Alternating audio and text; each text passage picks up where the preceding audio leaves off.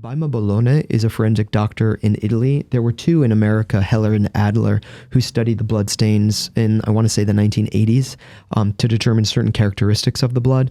But Baima Bologna suggests that the scourge marks, and we have some 360 of them, so some 240 scourge marks on the back, 120 on the front, and it's every area. I just assumed that he was scourged just on the back. That's what I But it's not. It's from the clavicle to the ankles, front and back. Was Mel Gibson inspired by the Shroud? Oh yeah. And now in some ways, however, he tells that what's the saint that Gemma? Oh no. No. That has, I know who you mean. These visions, private revelations. Private revelations. And so he tells that in an interview. Someone will tell you in the live chat in 3 seconds. So you just shout it out when it's there. Catherine, yeah. And Emmerich. There we go. That's Thank the one. you. And so in an interview, he says how he took inspiration from some of that. Yeah. And he also from Caravaggio paintings in some points. Now he tells you his point is to drive you over the edge emotionally. Like he wants to bring you to the brink of like, can you even look at this? He wants that to be an emotive response.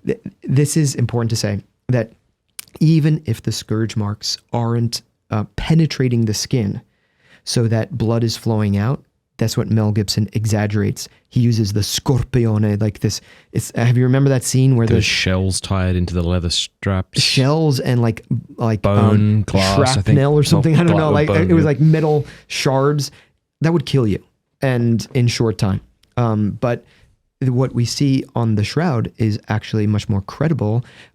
We have these scourge marks. I was telling you, front and back. We can even tell you the directionality with which they fall. Imagine this for the con artist theory. If you look at the mid-body range, all of these scourge marks land perpendicular to the main axis of the body. But if they fall towards the feet or towards the head, that is towards the extremities, it's always at an oblique angle. And we can draw the arc. So we can know that there are two lictores, two men scourging, one on either side of the body, pivoting from one fixed point.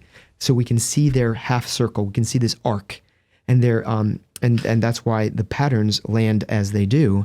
But it means that one guy was evidently taller than the other because his arc was longer than the other. This was discovered in the 1980s. Like somebody's going to draw a circle around every single one of these scourge marks. You actually have that here. I I'd do, love to throw that up if we can. Yeah, we definitely will.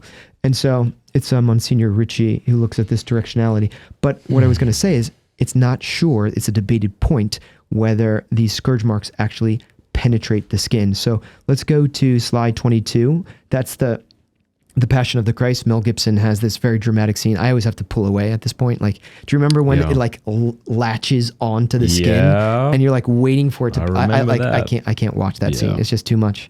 But what we see on the shroud is more like this. The very next slide, 23. 23. We have a picture of a Roman flagrum, and this is the instrument of torture that has 3 leather straps. At least that's the postulate, just because they're groups of 3. At the end of these elastic leather straps, we have these lead balls that are going to leave these scourge marks. And you can see this pattern, which I've created in black again and again, all over the shroud. I think it's Peter Jackson from Stirp that will count these, and others have published on the same point to say that it's some 240 on the back and 120 on the front, which means a total of 360 divided by 3 means 120 lashes. That is 3 times as many as the Old Testament scriptures allow. So don't confuse a Roman scourging with a Jewish flogging. They're utterly distinct. The Jewish flogging is in the synagogue with leather straps, and it never exceeds 39 lashes. Do you remember, I think it's in 2 Corinthians 11 where Paul says, 5 times I suffered the 40 minus 1. That was the upper limit, because you're not to treat your brother like a beast, he says, and I think he quotes Deuteronomy there. But of course, they have no concern. We're not in the synagogue. We're not using a Jewish flog. This is the Roman flagrum, and each one of these marks is the equivalent of a 3rd-degree burn as far as the damage that it does to the human body, even if it doesn't perforate the skin. So look, you could fall off a motorbike and be 6 weeks laid up in a hospital. Maybe you didn't shed a drop of blood, but it's no less painful. And as far as your circulatory system is concerned, that is blood loss, even if it's a hemorrhage under the surface of the skin.